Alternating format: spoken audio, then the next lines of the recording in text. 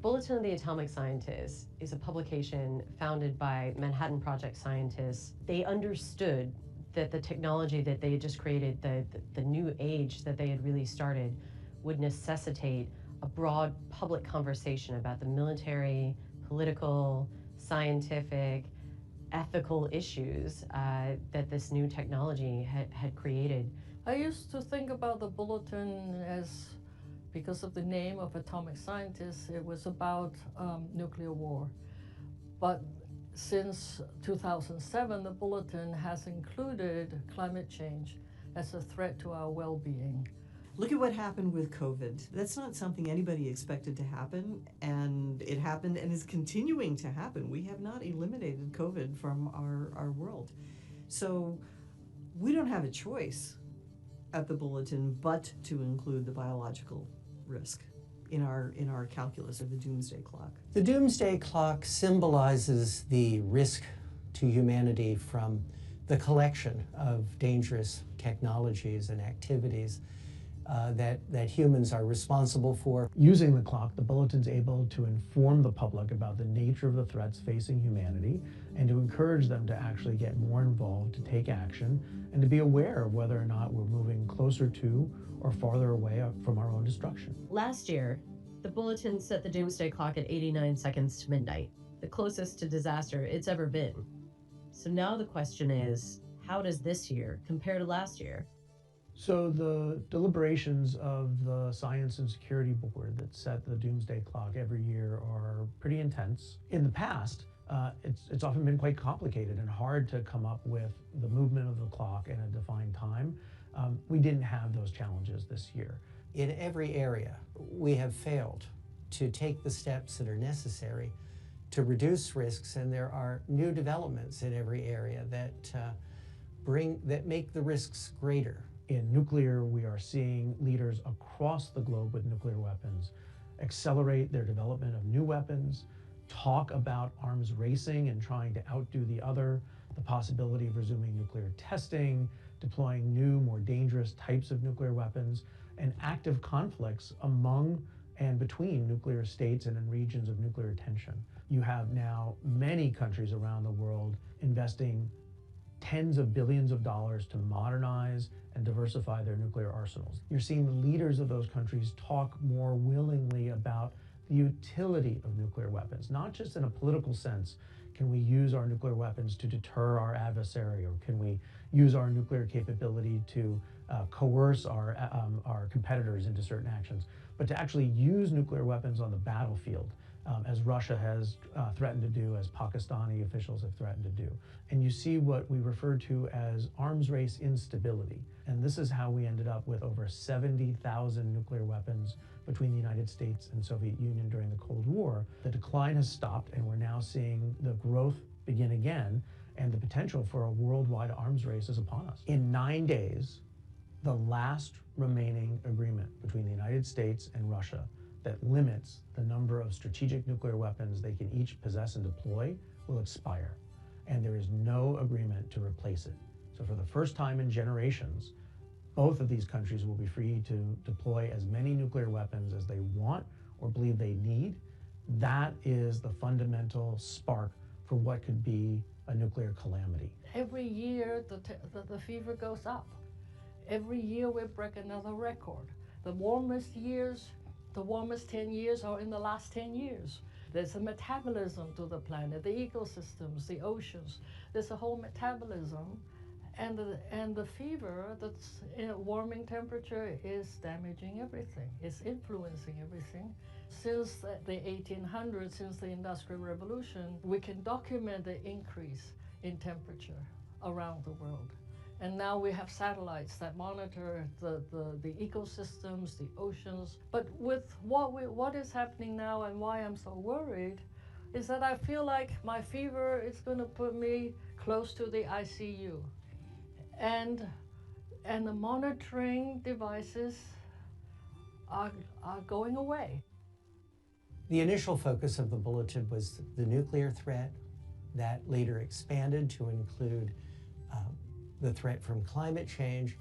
And then we realized that there were other areas of emerging technology that could if not properly managed, pose a threat to the survival of humanity, that could pose the risk of catastrophe. Artificial intelligence, like large language models, have become increasingly powerful and now can create photos, videos that look just like the real thing and can be used to spread disinformation very effectively. We've seen this even from President Trump using such videos to try to persuade people that things have happened that have not happened, that there are perhaps riots in a location or acts of war that aren't fake. A particular concern I have is placing weapons in space as part of the President Trump's proposed Golden Dome, which has called for the placing of missile defense interceptors in space.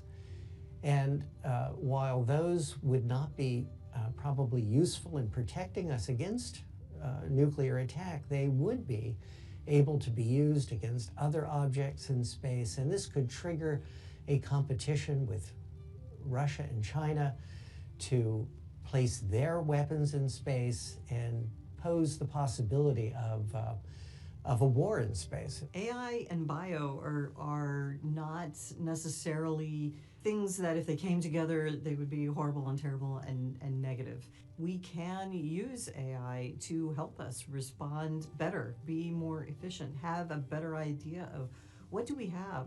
We've seen cuts, massive cuts by this administration to preparedness activities. But what that's done then is that it has reduced our overall preparedness. We are not going to be able to be as effective and as efficient in responding as a result. It's not a reasonable situation to be in because we have not eliminated disease, we have not eliminated accidents, we haven't eliminated all these things that we need to respond to. We're all interdependent now in this world. If we don't have good public health in one country, it affects the next country, the ones surrounding, but also the countries elsewhere that were dependent on the first country for funding, for human resources, for expertise, and so forth. This is a global issue. So overall, 2025 has been a pretty bleak picture in terms of advancing existential risks. I would say the one silver lining is I think people are starting to re-engage every time we've been able to reduce threats, existential threats to humanity. It's because of the public pressure that was created on policymakers, on local elected leaders, on the world in general to say, we do not accept this. The average citizen can do more than just vote.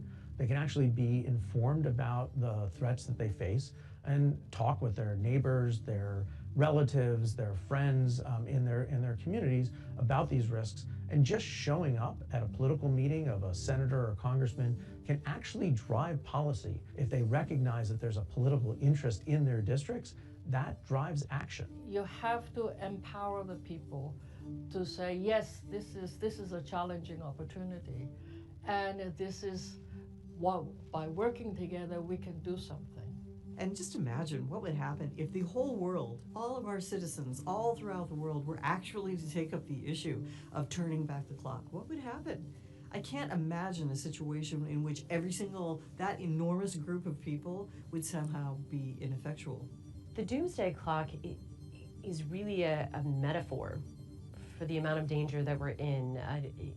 It's pointing to the urgency of the threats all around us, but it's also a call to action. I actually see it as a positive symbol insofar as we have time left to fix the problems that we ourselves have created by working together, by creating the necessary political will and the scientific analysis that will help us save ourselves, for lack of a better term, from ourselves.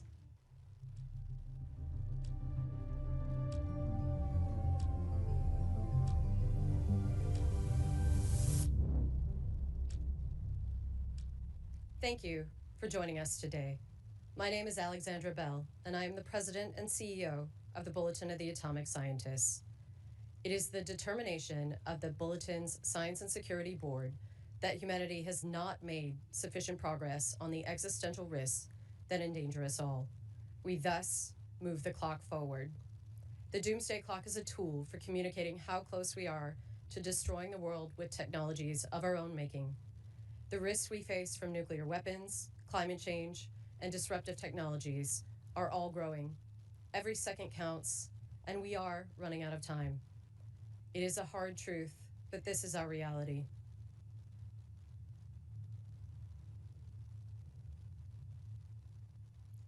It is now 85 seconds to midnight. This is the closest the world has ever been to midnight.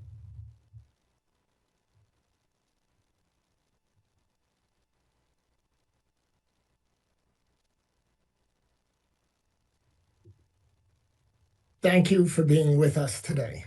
My name is Daniel Holtz, and I serve as chair of the Science and Security Board of the Bulletin of the Atomic Scientists. I am also a professor of physics at the University of Chicago. UChicago was the site of the first controlled nuclear chain reaction and was also where the Bulletin of the Atomic Scientists was founded. The doomsday clock is now at 85 seconds to midnight, the closest it has been in the history of the clock. Last year, we warned that the world was perilously close to catastrophe and that countries needed to change course towards international cooperation and action on the most critical existential risks. Unfortunately, the opposite has happened.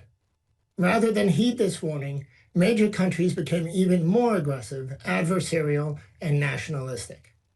Conflicts intensified in 2025, with multiple military operations involving nuclear-armed states.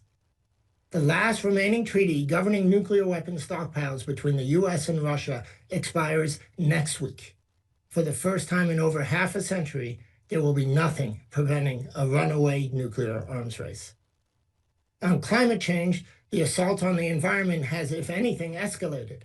Atmospheric carbon dioxide and global sea levels have reached record highs. Droughts, fires, floods, and storms continue to intensify and become more erratic, and this will only get worse. Grave dangers persist in the life sciences, particularly in emerging areas such as the development of synthetic mirror life. Despite repeated warnings from scientists worldwide, the international community has no coordinated plan, and the world remains unprepared for potentially devastating biological threats. AI is a significant and accelerating disruptive technology. AI is also supercharging mis and disinformation, which makes it even more difficult to address all of the other threats we consider. But instead of working towards international standards governing AI safety, we are running headlong into an AI arms race with what could be dire consequences. We're also concerned about the increasing rise of nationalistic autocracies. If the world splinters into an us versus them, zero-sum approach, it increases the likelihood that we all lose. These autocratic trends impede international cooperation, reduce accountability, and serve as a threat multiplier, making it even less likely that the world will address the existential threats at its doorstep. We note with alarm the recent tragedies in Minnesota and the erosion of the constitutional rights of American citizens. History has shown that when governments become unaccountable to their own citizens, conflict and misery follow. This global trend makes the world more dangerous for everyone. For all of these reasons, we move the clock forward. Our leaders need to do better. We need to do better. For more information on why the clock is at 85 seconds, please read our statement at thebulletin.org. Today, I am joined by Bulletin President and CEO Alexandra Bell and 4 colleagues from the Science and Security Board: National Security and Disruptive Technologies expert Steve Fetter, climate scientist Inez Fung, bio expert Asha George, and nuclear expert John Wolfstall. We are also honored to be joined by Maria Ressa, one of the world's most renowned and fearless journalists. Maria is the co-founder and CEO of Rappler and a professor at Columbia University. She was awarded the 2021 Nobel Peace Prize, cited for her efforts to safeguard freedom of expression, which is a precondition for democracy and lasting peace. I can think of no better person to speak to this moment in history. Maria will make some remarks, and then we will follow with a press conference. Maria, the floor is yours. Thanks, Daniel. Okay, 85 seconds to midnight. That is the closest we have ever been, and I'm going to say to the end of the world. You've just heard the threats we face: nuclear arsenals growing, climate records shattering, biological risks multiplying, artificial intelligence racing ahead of our ability to govern it. These are new triggers on top of the old problems which have been there, which the Sustainable Development Goals tried to address. All of that, of course, now is a dream, and it's gotten much worse. But I want to talk about something that makes all these threats even harder to address. The crisis beneath all the crisis, which you just saw, which I pointed out at the opening of the 80th UN General Assembly. We are living through an information Armageddon. That's brought about by the technology that rules our lives, from social media to generative AI. None of that tech is anchored in facts. Your chatbot is nothing but a probabilistic machine. Even as the tech moves from the attention economy to now targeting intimacy, human beings, we have been commodified by a predatory and extractive industry. Here are the three sentences I've said over and over since 2016. Without facts, you can't have truth. Without truth, you can't have trust. Without these three, we have no shared reality. We can't have journalism. We can't have democracy. The radical collaboration this moment demands becomes impossible. Think of shared facts as the operating system of collective action. Democracy runs on it. Diplomacy runs on it. Science runs on it. You corrupt that operating system, and every application fails. Climate negotiations fail. Arms control fails. Pandemic response fails. Not because we lack solutions, but because we can no longer agree on the problems. And the operating system has been corrupted deliberately, systematically, for profit. The platforms that mediate our information were built on an extractive and predatory model. They turned our attention into a commodity and our outrage into their business model. At the Nobel lecture, I called it toxic sludge. This brings out the worst of humanity. They don't connect us, they divide us. And in that division, they've enabled the collapse of cooperation and the rise of illiberal leaders who exploit chaos. As of last year, VDEM pointed out that 72% of the world is now under authoritarian rule. In my country, the Philippines, we lived through this. Disinformation enabled a brutal drug war. It attacked journalists. When I was first arrested in 2019, our top newspaper's headline adapted the Martin Niemöller quote, right? The headline was, "First, they came for the journalists. We don't know what happened next." Well, today, I've won 10 of the 11 criminal charges, the cases filed against me. I joke that the Philippines has now moved from hell to purgatory, and many of you in the West are now moving to hell. Because what happened in my country didn't stay there. That playbook has spread across the world. Last week in Davos, Canada's Prime Minister Mark Carney said this best: "We are in the middle of a rupture, not a transition. The old order is not coming back, and that rupture was accelerated by the destruction of our public information ecosystem. We can't solve problems we can't agree exist. We can't cooperate across borders when we can't share the same facts."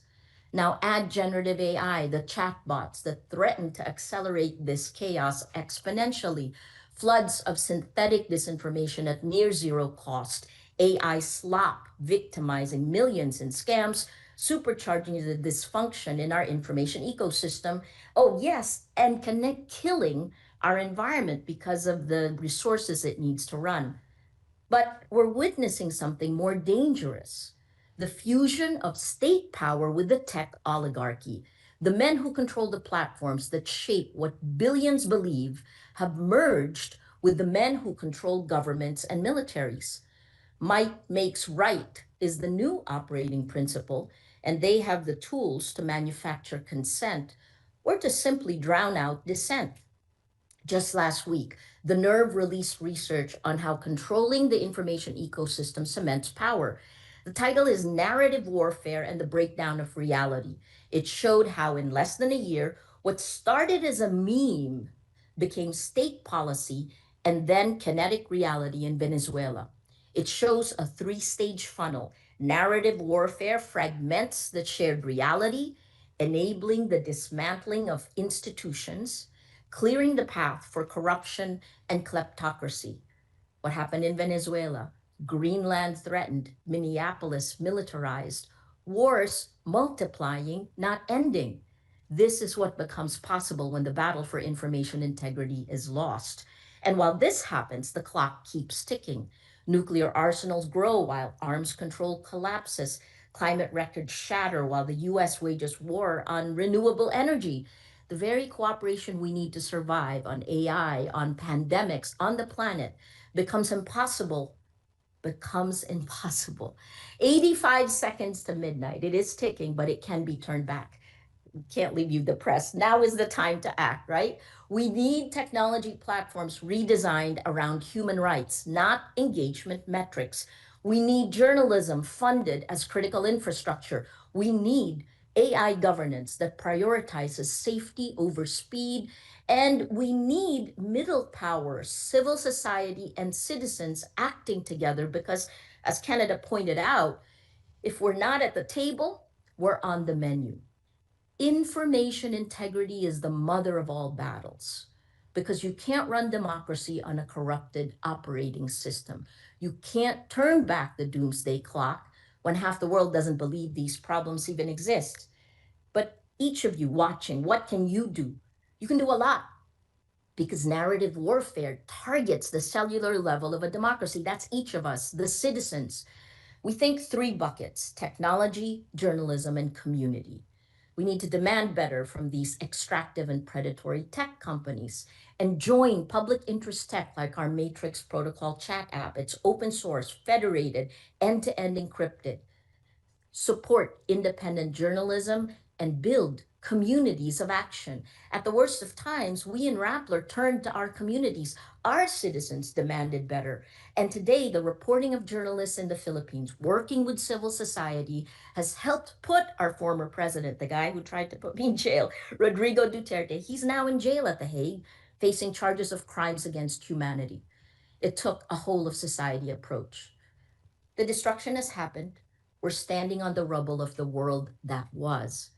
Now it's time to create, to build the world we want that is more compassionate, more equal, more sustainable. 85 seconds to midnight. You know, the question now is not whether we can, the question is whether you will. What are you willing to sacrifice for the truth? Because the time to act is now. Thank you.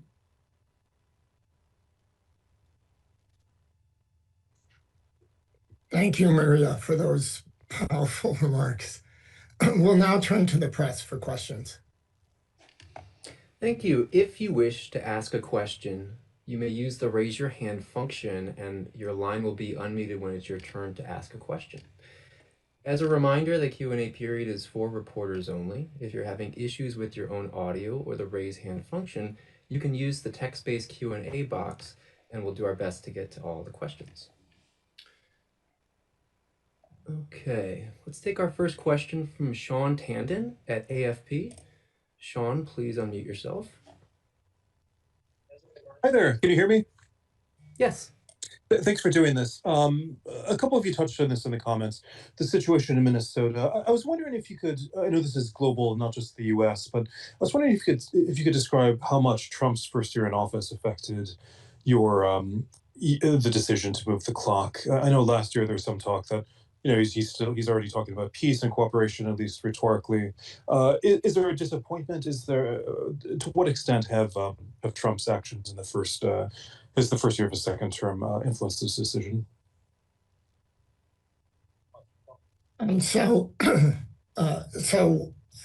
As we've discussed, there are many things that go into the setting of the clock, many different issues. We worry about climate. We worry about the nuclear threat.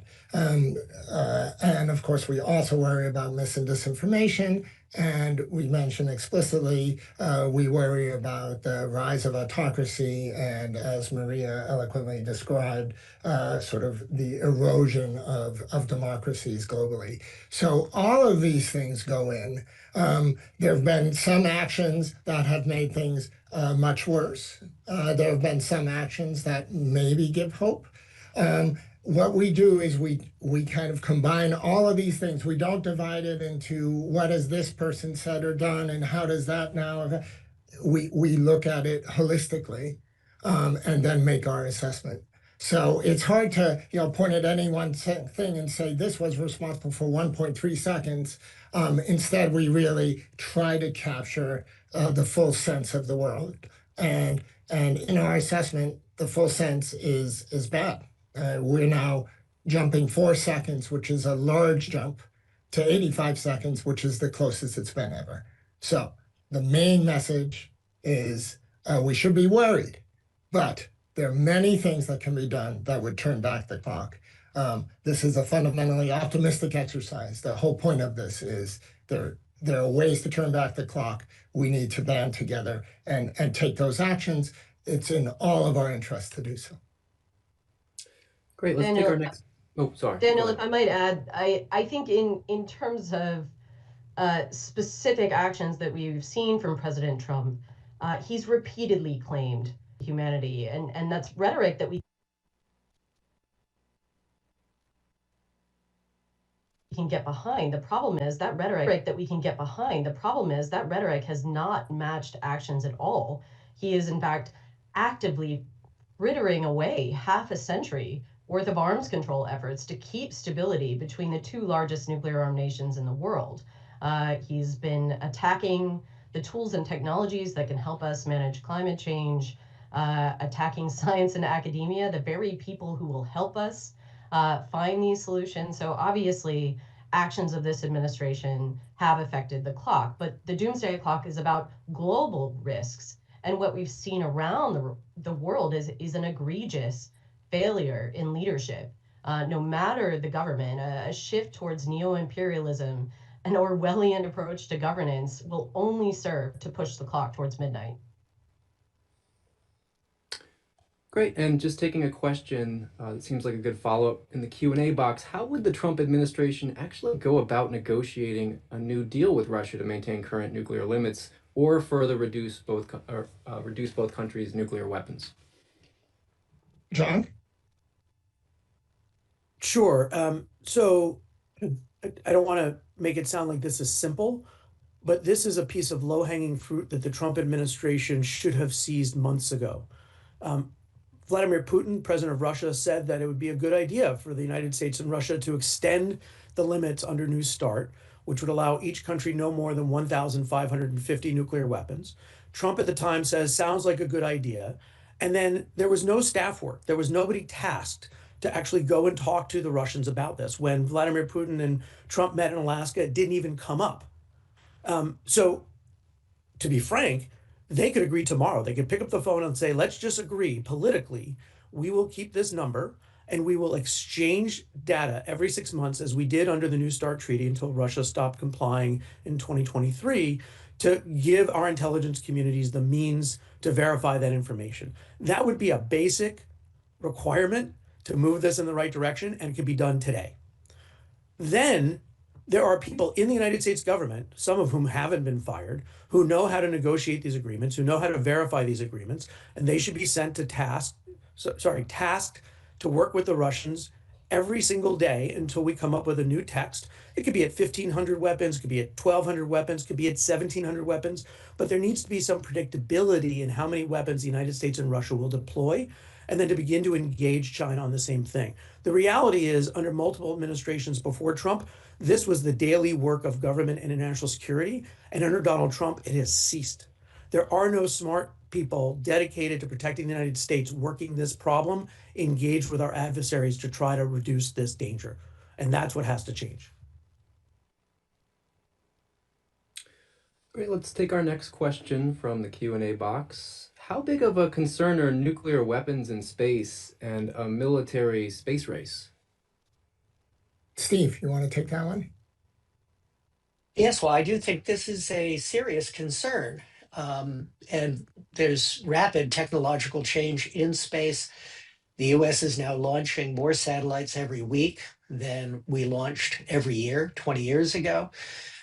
Some of those satellites, like Starlink, are being used to support military operations, such as operations in Ukraine.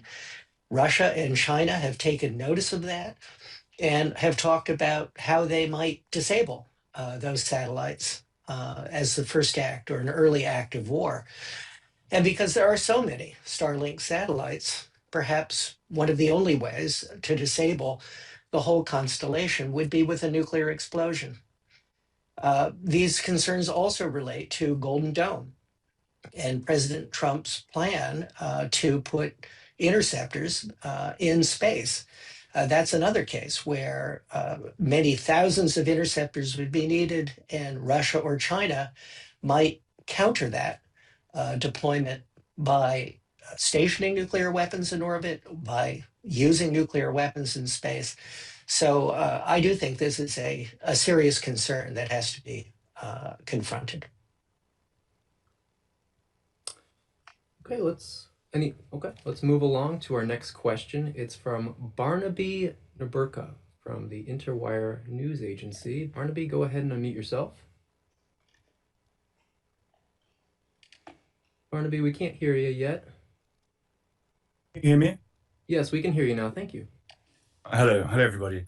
I have a question regarding autonomous weapon systems. The next generation of fighter jets, tanks and vessels are being manufactured with similar technology to what we've seen with drones. So it's not just in terms of navigation and target acquisition, but even firing now is possible via artificial intelligence on board these weapon systems. And now I'd like to ask if the board is concerned by this trend and if they feel that the delegation of firing to algorithms is a potential risk with nuclear weapons now being involved. The short answer is definitely yes, we're concerned. Maybe, Steve, do you want to give a longer answer? Well, the concerns about the reliability and transparency and the understandability of AI algorithms is well known, well identified, and that's particularly acute when the US, China, and other countries are racing to incorporate algorithms into autonomous weapons that would use these algorithms to automatically identify and target forces on the ground. Rather than try to impose some guardrails on this, countries are rather racing to develop and deploy these capabilities. So I think we do have to be very concerned about their reliability, trustworthiness in actual use. Thank you. Let's go to our next question from the Q&A box. With the U.S. leaving the Paris Agreement, how do you expect the collaboration against climate change to shift? Inez. I think I agree it's the last three COPs, Conference of Parties, have not focused on emissions. They focused on adaptation and justice, which are all very important. Here the private sector has been working independent of the government. Green technologies are mature and economical, and there's a lot of work in the private sector to transition. And it is much easier to use, for example, to plug in a car than to wait in line for the gas station. So there's lots of things that are happening which will drive the government into action. And I hope that the grassroots or the private sector and the governments can work together to see that it is a win-win for all if we go in the renewable energy and not rely on fossil fuels. Thank you. Moving along, another Q&A box question. In terms of biological threats, what are the top factors that affected your assessment, and are we prepared for another pandemic? Oh, sure. Yes.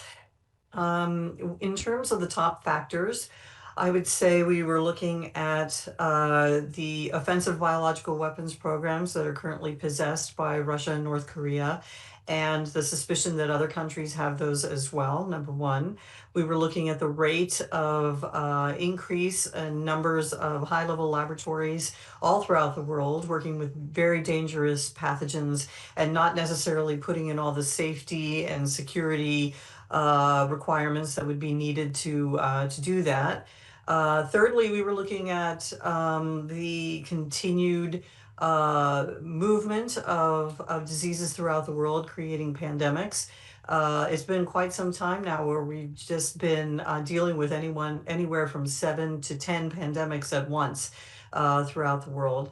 And then fourthly, as Daniel said earlier, we are looking at increased emphasis on high-level biology to synthesize organisms, to modify organisms, and to create what is now known as mirror life, which has DNA that goes the opposite direction and would be very toxic to all life here on the planet and could destroy it all.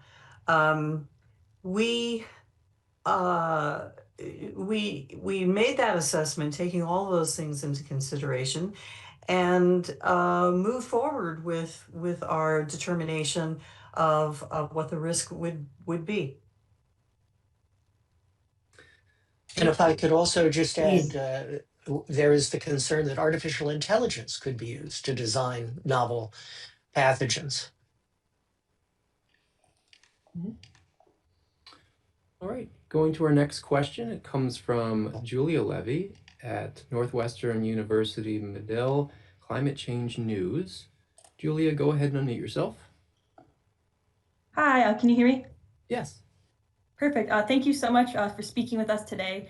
My question is, how in particular can young people mobilize and educate themselves against these threats, such as you mentioned, misinformation, AI, and the coming threats of climate change? And do you have any advice for those who might feel disillusioned to find awareness for these threats or even to start to enact that change?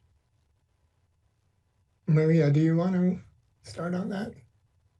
Yeah, look, I keep saying in the Philippines, it was the young people that led it, right? The first step is really make sure you have facts. And so how do you have a shared reality? You start with yourself and your family and friends, the shared reality you build. Then you bring your community together. We say we build communities of action. The third phase may be to begin working on your leaders. If you're here in America, for sure, you should be doing that, and what does civic engagement look like in today's day and age? I also would shift away from the word misinformation. I think that's something that tech lobby has done a lot to. The problem is disinformation when someone is trying to change the facts. I guess the last part is that the idealism. That's incredibly important at this point in time because this is a moment to create. And I think that's also incredibly empowering for young people.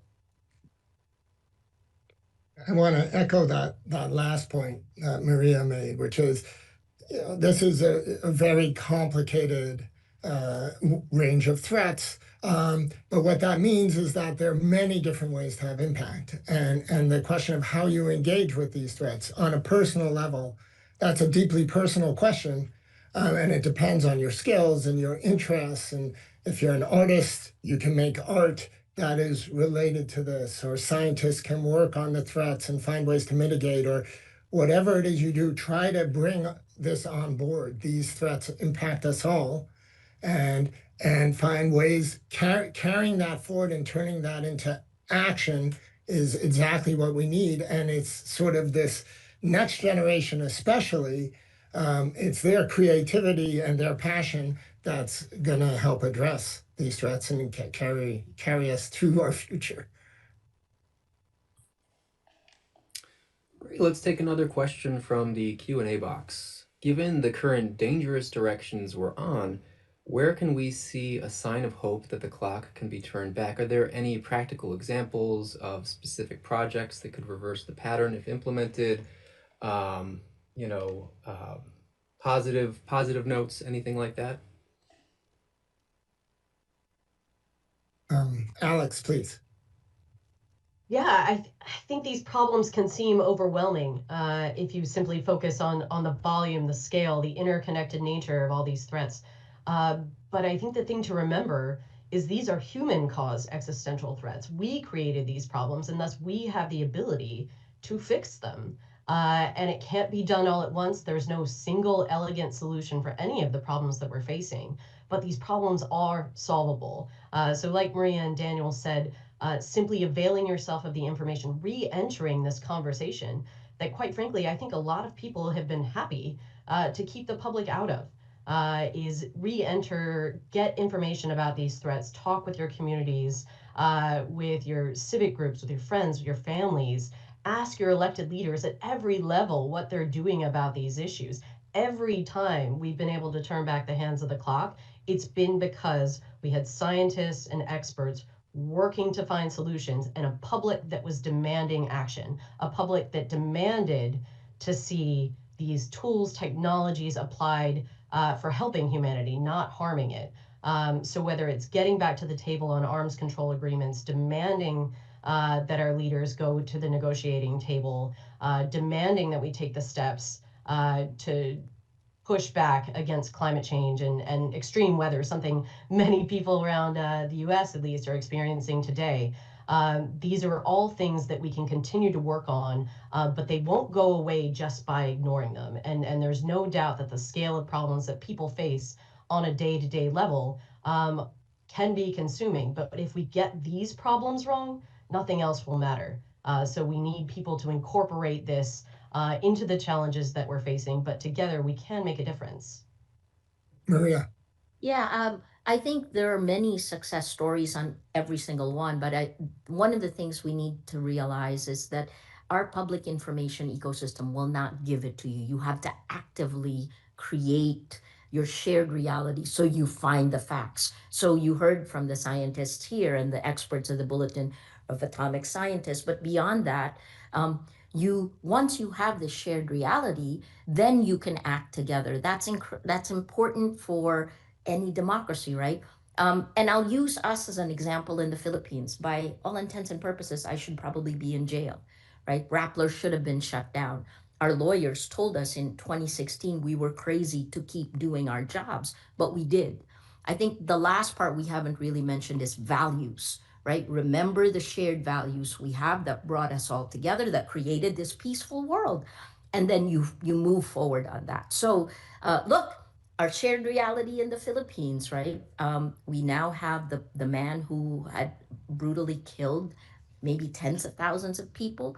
He was arrested in March last year. Rodrigo Duterte is in jail at The Hague waiting for a trial for crimes against humanity. And that is journalists working with civil society. Thank you, everybody. We probably have time for just one final question before we go to closing remarks from our speakers. Let's take this from the Q&A box. Today is actually National Day of Remembrance for Downwinders in the United States and the 75th anniversary of the first atmospheric nuclear test at the Nevada test site. And last year, the Trump administration floated the idea of restarting nuclear testing. What effect would that decision have on the doomsday clock? John. So we don't get into the business of predicting if the government does this or if that person does that, then the clock will change this much. We obviously had factored in the statements by President Trump that he was thinking about restarting nuclear testing, and then the confusion that was created. There's no doubt from my point of view as an expert that any country restarting nuclear tests would be incredibly damaging, both to the planet. We stopped testing nuclear weapons because it produces highly radioactive contaminated material, but also because it would be a serious negative impact on global stability and security. If the United States were to resume nuclear testing, Russia and China would rapidly follow suit.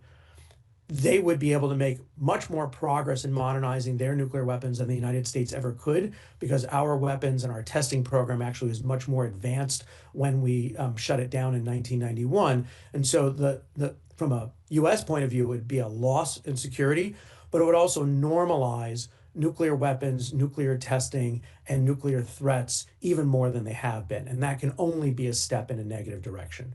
There is no world that is better off when major countries are exploding nuclear weapons and hinting that these things are usable and that we're prepared to use them. That's just the basic requirement. You don't need to be a member of the Science and Security Board to recognize that as a negative development. Okay. That's all the time we have for questions, and we're going to go next to closing remarks from our speakers. So thank you all for your questions. I'd like to give my colleagues a chance for brief closing statements. Alex, why don't you go first? Thanks, Daniel.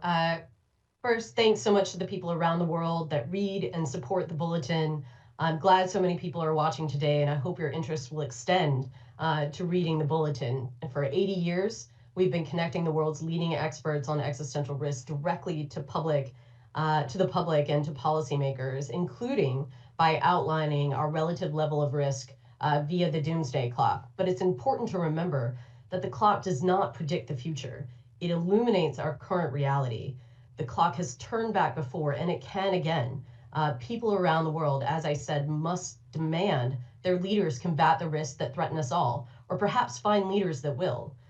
For hope and inspiration, look to the brave civil servants, service members, journalists, experts, advocates, artists, citizens that continue to fight every day for a better future. We and they know our current trajectory is unsustainable. While these challenges can seem overwhelming, everyone watching today, everyone around the world has agency. No one can do everything, but everyone can do something. With 85 seconds left to midnight, we have to come together and we have to push for change. Thank you. Thanks, Alex. Steve? The pace of technological change is accelerating in artificial intelligence, autonomous weapons, biotechnology, and in space. Companies and countries are engaged in a headlong race for dominance. Citizens need to demand that their governments do more and cooperate to identify and mitigate the risks of disruptive emerging technologies. Thanks, Steve. Inez? Our civilization is in transition from one that's powered by fossil energy to one that is powered by renewable energies. Much of the technologies for renewables are mature and affordable. And we just need to fight climate change. Not only do we have to do our own parts, but we need the leadership to work together to implement the solutions on a global scale. Thank you. Thanks, Inez. Asha? Yeah, I would say that just the way disease is pandemic and all around the world, people who can do something about these issues, including disease, are also all around the world. We can do a great deal if we work together and if we figure out what our common areas are of concern. We can shape the global future. We can do that. We do it every single day. We just have to get organized and get on top of it. But it is possible. It is fully possible. We just have to make it a priority and move forward. Thanks, Asha. John? We've talked about how overwhelming all of these threats can seem and how it can lead people just to tune out. Too big a problem. I just can't solve it. The reality is that all of these problems are solvable. These are all human manufactured problems, and we have both the technology and the capability to reverse them if we make a commitment. Just as an example, the United States is going to spend $100 billion this year modernizing and building new nuclear weapons, and we're not going to spend 0.1% on that in pursuing technologies to verify the elimination of nuclear weapons. My old boss, Joe Biden, used to say, show me your budget and I'll tell you what you care about. We're just not trying. And the people need to demand that the public effort, that the government's efforts are sufficient to address the threats that we face. Thanks, John. Maria. Information integrity, knowing the difference between fact and fiction, that is the mother of all battles. Shared facts are the operating system of collective action, and that system has been corrupted. The threats you heard today, nuclear, climate, biological, technological, none of this can be solved by nations running on separate, incompatible realities. So we fix the operating system and we restore the possibility of cooperation. That is where hope lives. That's where my hope lives. That's where we must fight. Thanks, Maria. The doomsday clock is now the closest it has ever been to midnight. That is the bad news. The good news is that we are fully capable of turning back the clock. The clock has moved away from midnight in the past, and it could and must do so again in the future. The tools needed to reduce these existential threats exist. What we lack is international cooperation, political courage, and a global citizen call to action. Every person everywhere has a stake in addressing these threats. To those of you around the world viewing today, let's use the coming year to turn back the hands of the doomsday clock. On behalf of the Bulletin of the Atomic Scientists, I thank you all for your time and your attention. We are adjourned.